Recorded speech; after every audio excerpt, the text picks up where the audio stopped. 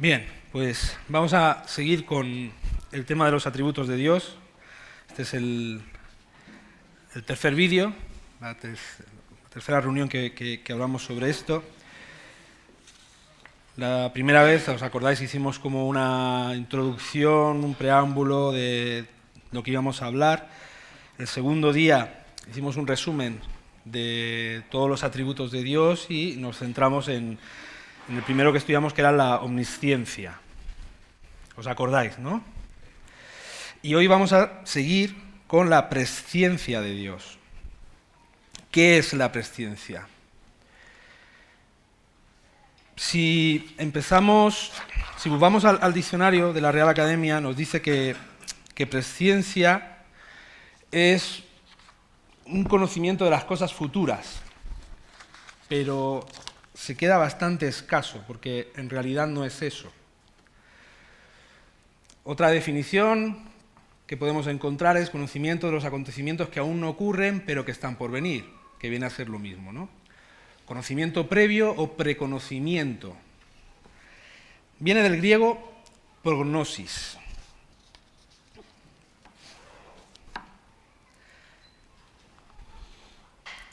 Presciencia contra conocimiento de un evento futuro. Decía que no es lo mismo hablar de conocimiento previo, de conocimiento de las cosas futuras, que de la presciencia de Dios. Porque la presciencia de Dios es un atributo que es exclusivo de Dios. Sin embargo, el conocimiento de cosas futuras puede ser algo que nosotros podemos tener. Porque, sin ir más lejos, la palabra, como dice, es la palabra profética más segura, lo que tenemos aquí escrito, y nos da un conocimiento y una revelación de cosas que van a suceder. Entonces nosotros, como seres humanos, podemos tener un conocimiento de cosas futuras, pero eso no es la presciencia. Vamos a intentar hacer una distinción entre presciencia y el conocimiento previo de cualquier evento que haya de ocurrir. Esto último está íntimamente relacionado con la omnisciencia de Dios que ya hemos visto. La presciencia, pudiendo considerarse como una parte de la omnisciencia de Dios, se centra fundamentalmente, y como veremos, en la predestinación de los santos para salvación. Y eso lo vamos a intentar explicar con la palabra. Si usamos una concordancia, que es bueno que la usemos, que practiquemos, porque nos ayuda a estudiar la palabra, podemos definir mejor estos términos, y lo vamos a ver. Presciencia. Prognosis. Viene de proginosko. No sé cómo se pronuncian, es griego. No me preguntéis, pero así es como se escribe más o menos. Y significa presciencia, providencia, conocimiento previo, absoluto conocimiento previo, pero por parte de Dios. Y ese término griego aparece únicamente 2 veces en la Biblia. Aparece en 1 de Pedro 1.2 y en Hechos 2.23. En 1 de Pedro 1.2 dice: Pedro, apóstol de Jesucristo, a los expatriados de la dispersión en el Ponto, Galacia, Capadocia, Asia, Bitinia, elegidos según el previo conocimiento, aquí está, previo conocimiento de Dios Padre por la obra santificadora del Espíritu, para obedecer a Jesucristo y ser rociados con su sangre. Que la gracia y la paz os sean multiplicados. En la versión de la Biblia de las Américas. En la versión Reina Valera dice: elegidos según la presciencia de Dios. En Hechos 2.23 dice: a este entregado por el plan predeterminado y el previo conocimiento, está aquí, de Dios, clavasteis en una cruz por manos de impíos y le matasteis. A este entregado por el determinado consejo y anticipado conocimiento de Dios, prendisteis y matasteis por manos inicuas, crucificándole. Os lo estoy poniendo en las 2 versiones, en la que yo uso normalmente y en la que es más habitual encontrar que la Reina Valera, para que veáis, porque por ejemplo en 1 de Pedro, en la Reina Valera sí pone claramente la palabra presciencia, en la Biblia de las Américas pone previo conocimiento, hace una traducción del término. Pero en el griego original es la palabra prognosis, solo aparece en estos 2 textos. Como podemos entender, según estos textos, la presciencia no tiene que ver con eventos que tienen que suceder, sino que el término se relaciona siempre con el llamado de personas. Y esto es bastante importante y lo veremos. de los llamados a salvación y del Cristo Salvador, siempre en relación con la soberanía de Dios. ¿Vale? Sin embargo, como veremos a continuación, cuando la Biblia utiliza el término conocer de antemano, puede hacerlo para referirse a un conocimiento que no es exclusivo de Dios y a un evento. No, la palabra previo conocimiento no tiene esa exclusividad como presciencia. Presciencia solo se usa 2 veces y siempre es en relación al llamado de los salvos o al llamado del Salvador, pero nunca para eventos o actos. Esto veremos por qué es importante, lo veremos a continuación. Conocer de antemano, proginosco. De pro, antes, y de ginosco, conocer. Conocer de antemano. No se usa como un término exclusivo de Dios. Aparece 5 veces. Voy a leerlo desde aquí porque me cuesta mucho leerlo así en diagonal. Aparece 5 veces. De ellas nos interesan 2, porque las otras, en Hechos 26:5, habla sobre el conocimiento previo que tenían de que Pablo vivió como fariseo. Entonces, el término que conocéis de antemano, que yo vivía como fariseo. En 1 de Pedro 1:20 habla del Cristo preparado desde antes de la fundación del mundo. Cuando habla de preparado usa el mismo término, conocido previamente. Y en 2 Pedro 3:17 habla de un hecho que no tiene nada que ver con el llamado ni con la salvación y que podemos ver a continuación. Sin embargo, en Romanos 11:2 y en Romanos 8:29 vemos que vuelve a relacionarse el término con lo que estábamos viendo de prognosis. Dice, Dios, en Romanos 11,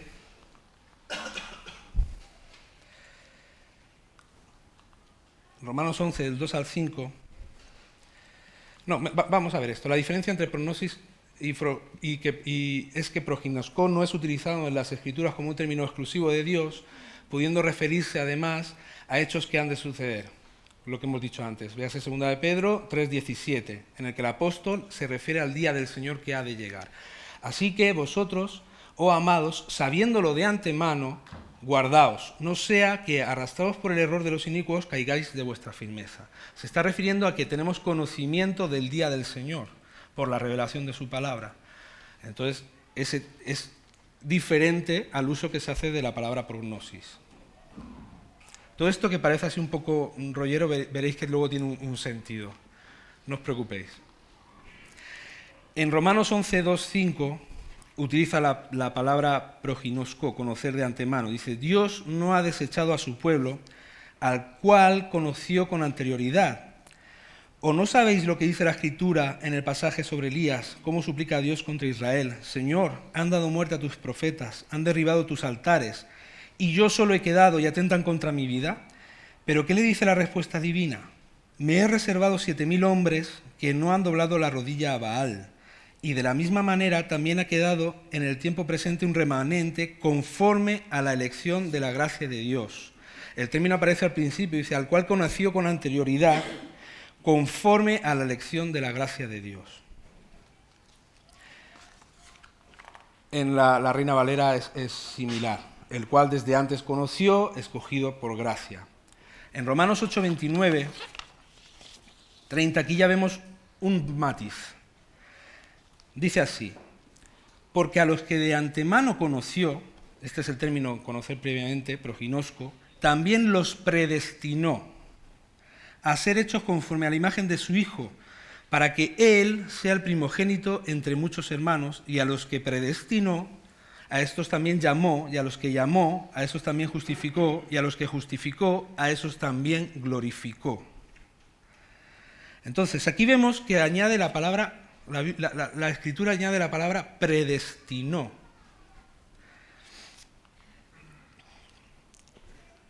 ¿Dónde está aquí la acción del hombre? Vamos a leerlo otra vez. Porque a los que de antemano conoció, también los predestinó a ser hechos conforme a la imagen de su Hijo, para que Él sea el primogénito entre muchos hermanos.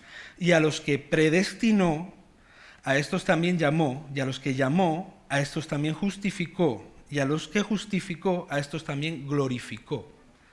No vemos en el texto que el hombre haya hecho alguna acción para llegar a la salvación. No ha hecho nada de nada, todo lo hace Dios. Dios lo hace todo.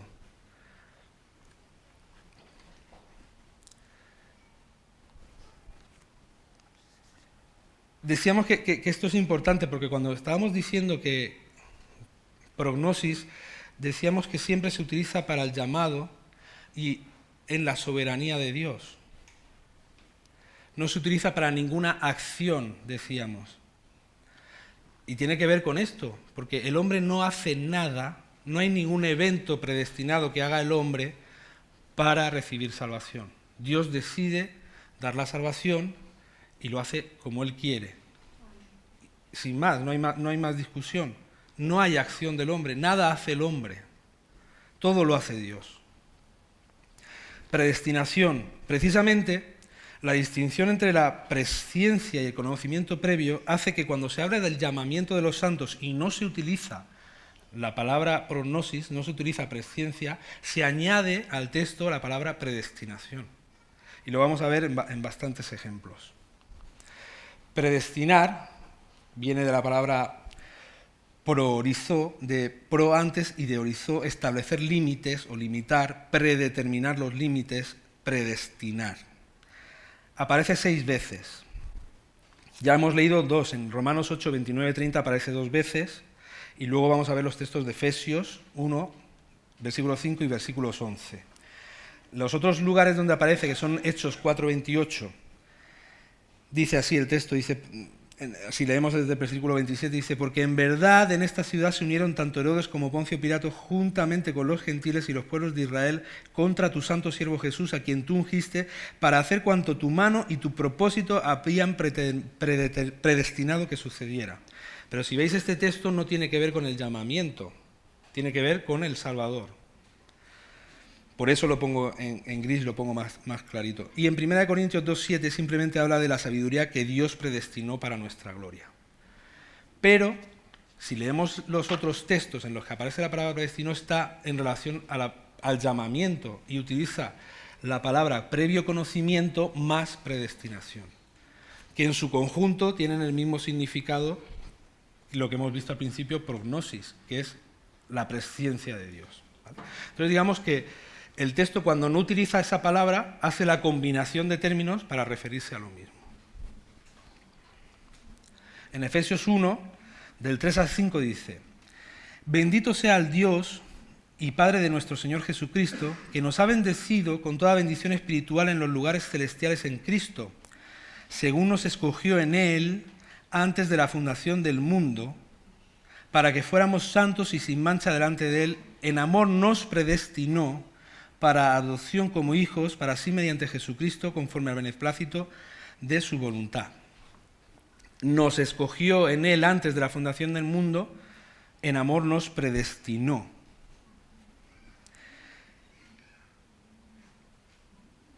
En Efesios 1:11 dice, en Él también hemos obtenido herencia, habiendo sido predestinados según el propósito de aquel que obra todas las cosas conforme al consejo de su voluntad, habiendo sido predestinados según el propósito de aquel que obra todas las cosas conforme al consejo de su voluntad.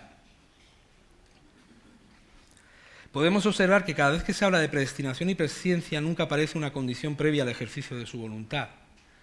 Es decir, nunca se habla de dónde está aquí la acción del hombre. O sea, nunca hay algo que el hombre tenga que hacer para que Dios diga lo ha llamado o lo ha predestinado. Es que sería una contradicción de términos. O sea, pensémoslo bien, si el hombre tiene que hacer algo, ¿para qué la predestinación?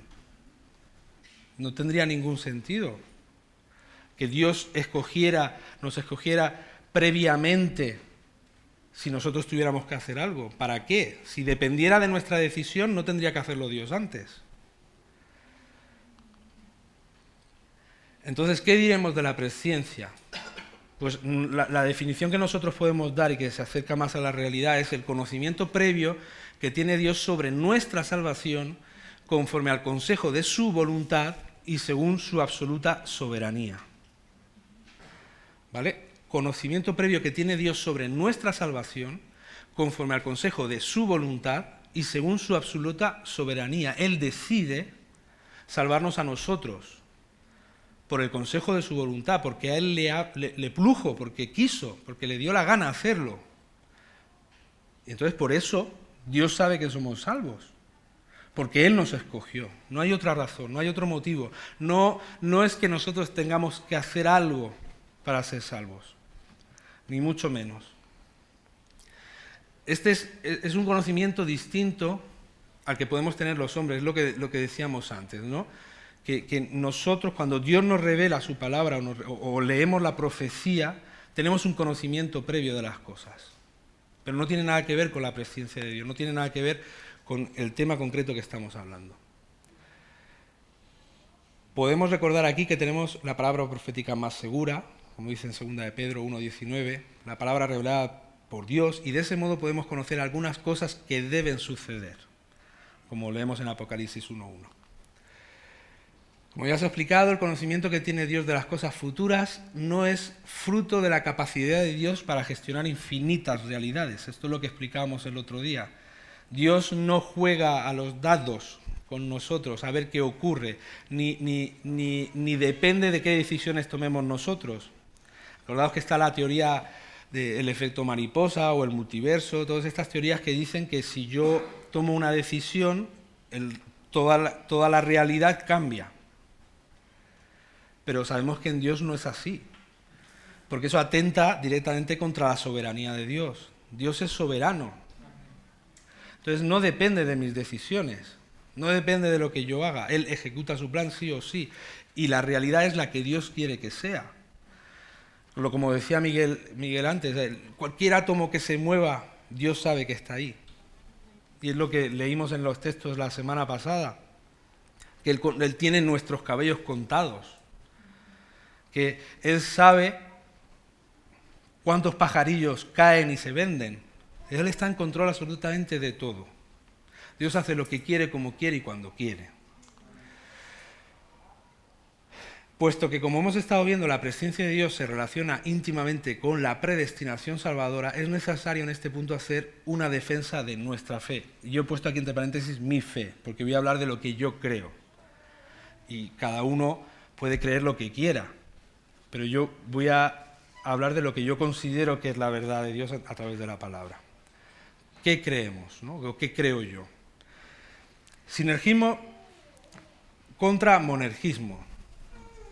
Vaya dos palabrotas, ¿no? En realidad es bastante sencillo. Hay como dos, lo vamos a hacer muy sencillo y muy breve. Hay como dos corrientes doctrinales con respecto a la salvación del hombre.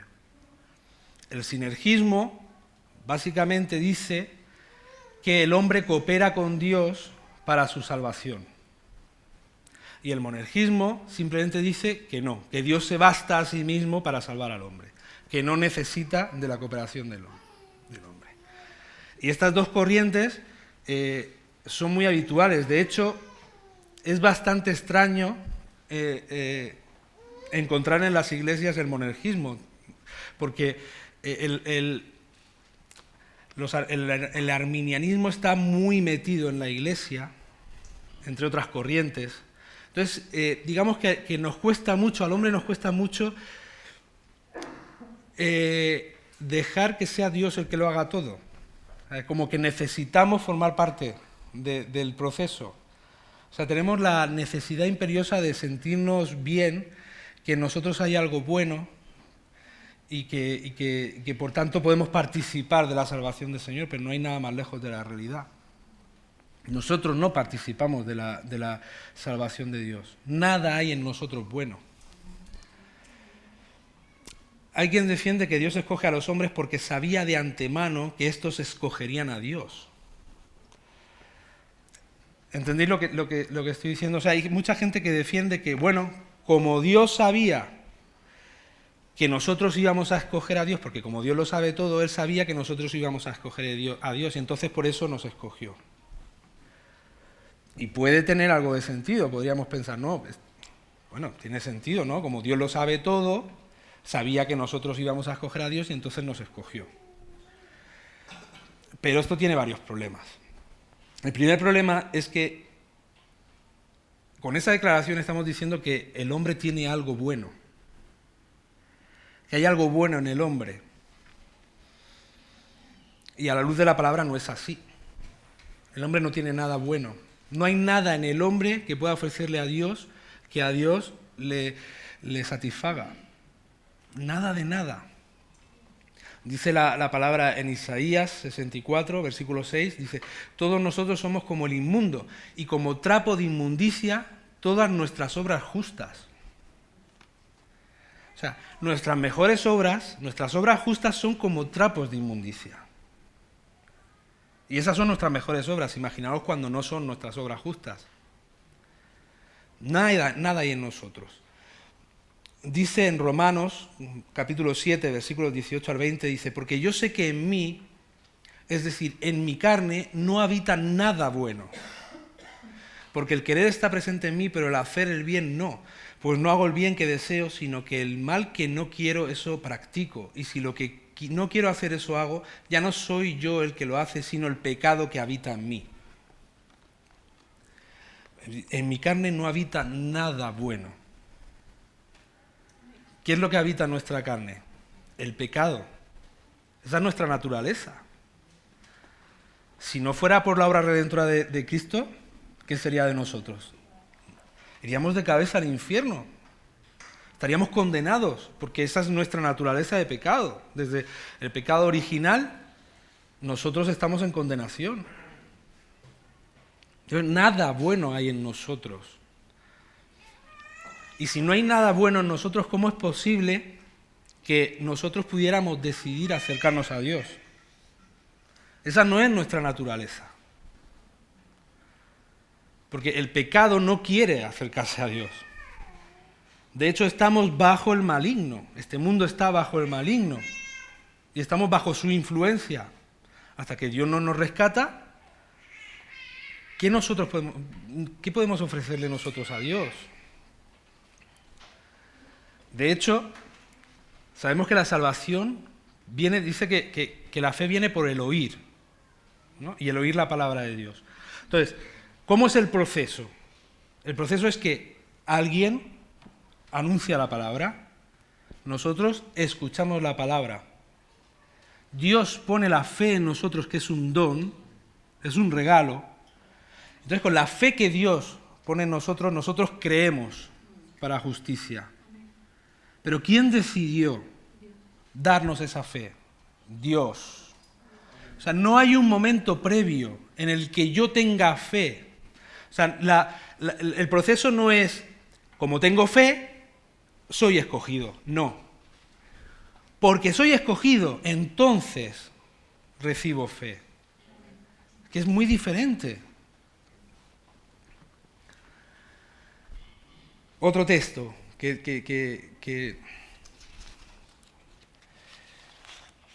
apoya lo que estamos diciendo. Y Él os dio vida a vosotros, que estabais muertos en vuestros delitos y pecados, en los cuales anduvisteis en otro tiempo, según la corriente de este mundo, conforme al príncipe de la potestad del aire, el espíritu que ahora opera en los hijos de desobediencia. ¿Qué está diciendo? Estabais muertos en vuestros delitos y pecados, en los cuales anduvisteis en otro tiempo según la corriente de este mundo, conforme al príncipe de la potestad del aire, el espíritu que ahora opera en los hijos de desobediencia.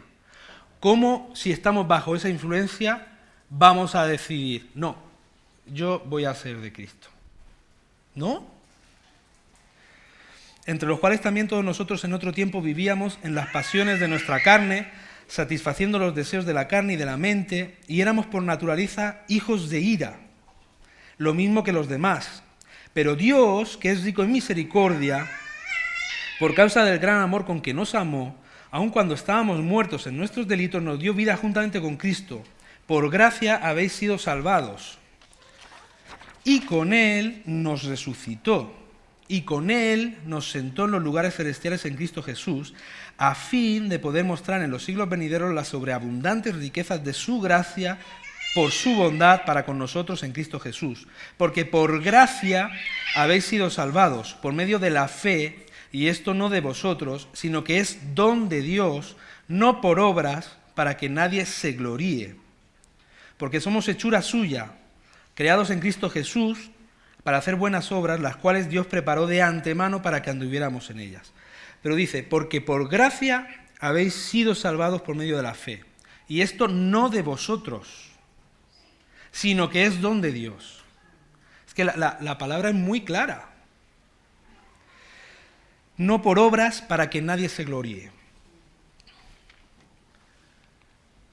Entonces hemos dicho, el primer problema de esa declaración de que, bueno, como Dios sabía, pues nos escogió, porque como sabía que nosotros íbamos a escogerle a Él, nos escogió. El primer problema hemos visto que el hombre, no hay nada bueno en el hombre. Todo lo que el hombre puede ofrecer a Dios es maldad, es pecado y es inmundicia. El segundo problema de esa declaración es que dice, Dios depende de las decisiones del hombre. Es decir, si Dios depende, para escogerme, depende de que yo lo escoja a Él, ¿dónde está la soberanía de Dios? Dios hace las cosas dependiendo de lo que nosotros digamos. ¿Qué puede hacer? No, evidentemente no. Dios deja de ser soberano para adecuar su decisión a la decisión de un hombre. Nada más lejos de la realidad. O sea, Dios es Dios. Lo hemos cantado antes. Dios es soberano. Dios es el Señor. Dios es el Todopoderoso. Es el 3 veces santo. Entonces, dentro del sinergismo también hay una corriente, el arminianismo clásico, que defiende que el hombre solo puede dar el paso para la salvación solo si es capacitado por una gracia de Dios para hacerlo. Es decir, defiende que esto se acerca un poquito más a la realidad, pero sigue siendo un error. Defiende que Dios le da una gracia previa al hombre para que pueda escoger a Dios. Entienden de alguna manera que la naturaleza del hombre le impide acercarse a Dios. Entonces necesitan decir que Dios da una gracia especial para que el hombre pueda escoger a Dios. Desde este punto de vista, la salvación vendría como consecuencia de una obra humana. Es decir, seguimos manteniendo que la salvación es por obra, porque yo decido, a pesar de que Dios me ha dado una gracia para decidir, al final acabo decidiendo yo. Digamos que el arminianismo dice que Dios me capacita para poder decidir ser salvo, salvando el problema de que la naturaleza pecaminosa del hombre se lo impide, pero no salva el problema de que lo hace por obra, no por gracia. Al final es una decisión que toma el hombre. Pero si es por gracia, ya no es por obras. Podemos leer en Romanos 11, del 5 al 7, y de la misma manera también ha quedado en el tiempo presente un remanente conforme a la elección de la gracia de Dios. Conforme a la elección de la gracia de Dios. Pero si es por gracia, ya no es a base de obras. De otra manera, la gracia ya no es gracia. Y si es por obras, ya no es gracia. De otra manera, la obra ya no es obra. Entonces, ¿qué? Aquello que Israel busca no lo ha alcanzado, pero los que fueron escogidos lo alcanzaron y los demás fueron endurecidos. Acordaos lo que hemos estado diciendo estos días. Dios tiene misericordia de en quien quiere tener misericordia. Y lo dice claramente. Los que fueron escogidos lo alcanzaron y los demás fueron endurecidos. Es que la decisión la toma Dios. Y además en el mismo texto hemos leído, pero si es por gracia, ya no es a base de obras. Si no, la gracia no sería gracia.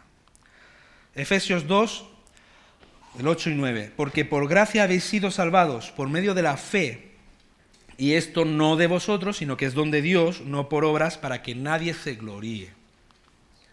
Por tanto, este pensamiento, el de la dependencia de una decisión humana, deriva en la posibilidad de que el hombre pueda decir no al llamamiento. Fijaos la consecuencia de decir que el hombre está capacitado para decidir aceptar al Señor o decidir acercarse al Señor.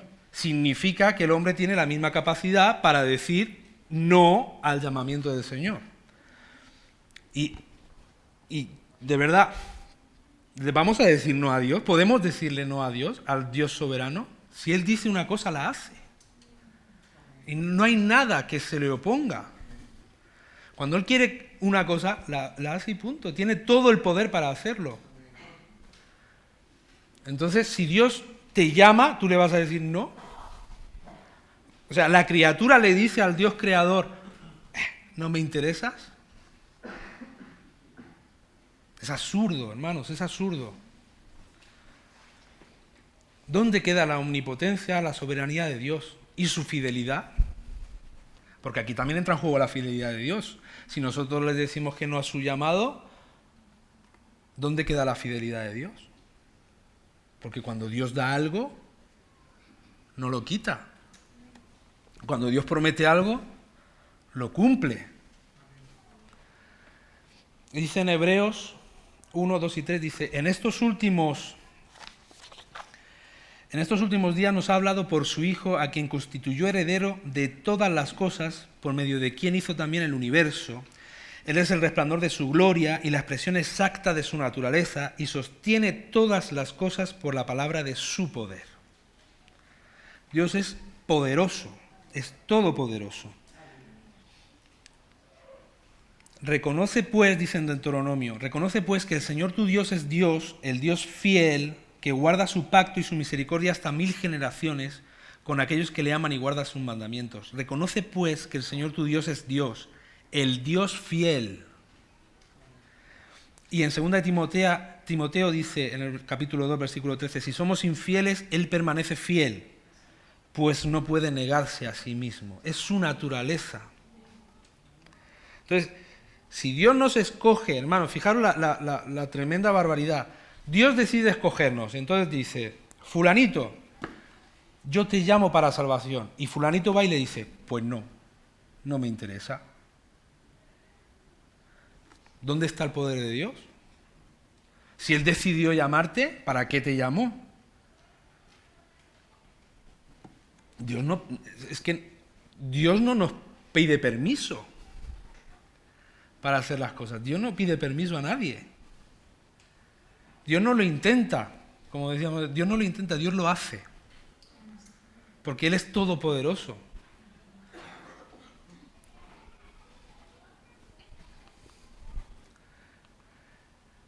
No es de extrañar que el arminianismo discutiera sobre la preservación de la salvación por medio de las obras de los hombres, porque, claro, si ellos pensaban que la salvación depende de una decisión humana, ¿qué les impedía pensar que también podía perderse por una decisión humana?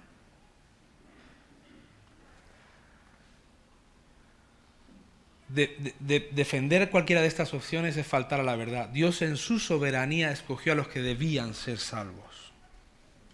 Y lo hizo una vez y para siempre, porque Él es fiel. Dice en Hechos 13:48, y esto me parece fundamental, dice, oyendo esto los gentiles se regocijaban y glorificaban la palabra del Señor, y creyeron cuantos estaban ordenados a vida eterna. O sea, ¿quiénes creyeron? Los que estaban ordenados para vida eterna. Los que estaban predestinados, los que Dios había escogido. Esos fueron los que creyeron, no otros. O sea, Dios decide quién es salvo. ¿Dónde está aquí la acción del hombre? Insisto. Bendito sea el Dios y Padre de nuestro Señor Jesucristo, que nos ha bendecido con toda bendición espiritual en los lugares celestiales en Cristo, según nos escogió en Él antes de la fundación del mundo, para que fuéramos santos y sin mancha delante de Él. En amor nos predestinó para adopción como hijos, para sí, mediante Jesucristo, conforme al beneplácito de su voluntad. En Efesios 1:11, volvemos a leerlo, en Él también hemos obtenido herencia, habiendo sido predestinados según el propósito de aquel que obra todas las cosas, conforme al consejo de su voluntad. Y en Romanos 8:29-30 volvemos a leerlo, porque a los que de antemano conoció, también los predestinó a ser hechos conforme a la imagen de su Hijo, para que Él sea el primogénito entre muchos hermanos, y a los que predestinó, a esos también llamó, y a los que llamó, a esos también justificó, y a los que justificó, a esos también glorificó. ¿Dónde está la acción del hombre? El hombre no hace nada, todo lo hace Dios. todo. La primera decisión la tomó Dios, no nosotros. Nada, no podemos gloriarnos de nada, ni siquiera de creer. Porque la fe es un regalo de Dios, es que todo depende de Él. Nada hay, porque es que toda la gloria es de Dios, hermanos, todo pertenece a Dios. Qué orgullo, ¿no? Qué orgullo pensar que podemos hacer algo. Pero es que es la naturaleza del hombre, o sea, necesitamos, o sea, es como algo que nos sale de dentro, necesitamos creer que somos algo. Es una necesidad de, no sé, como de ser queridos, como que somos algo y en nosotros bueno para que nos acepte. Señor, no.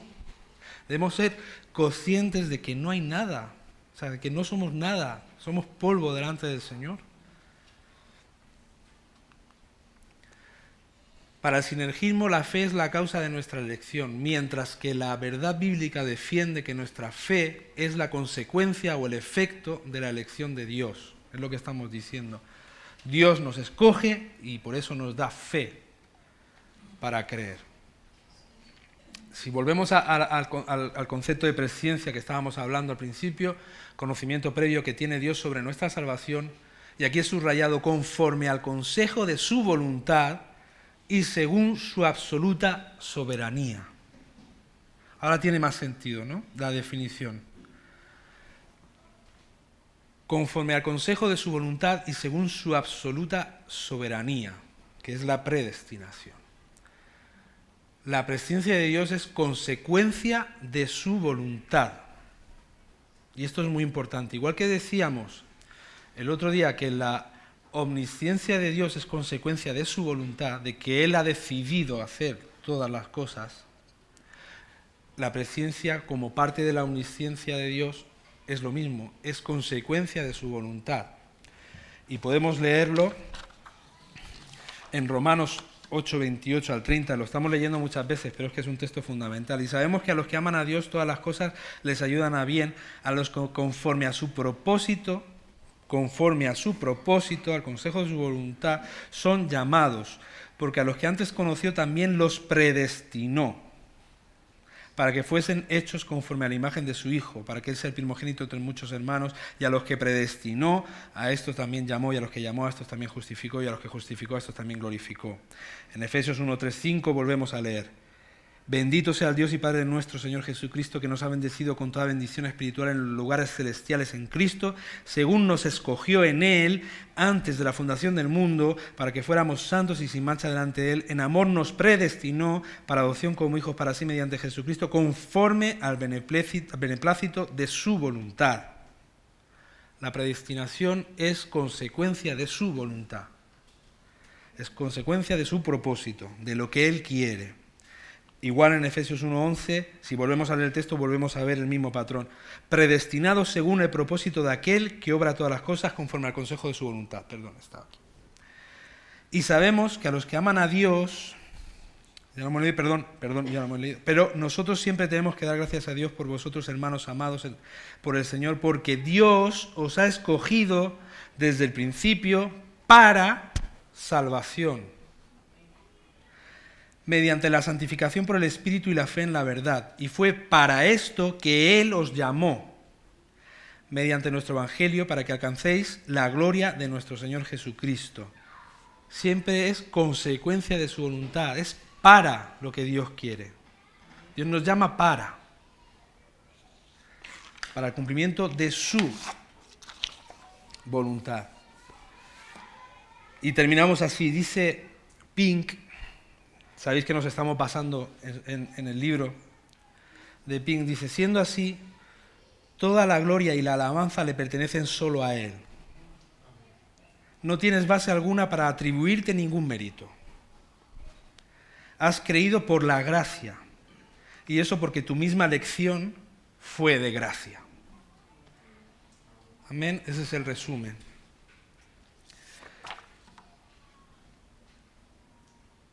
No podemos gloriarnos de nada. Porque es importante que lo que estamos viendo de los atributos de Dios es importante para que conozcamos la esencia del Dios en el que hemos creído.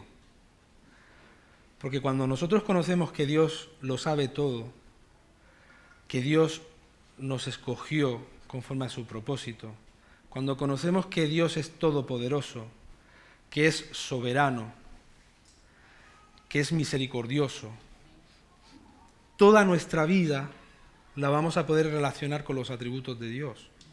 Todos nuestros pensamientos, cuando dice la palabra que llevemos cautivo nuestra mente a la mente de Cristo, tiene que ver con todo esto.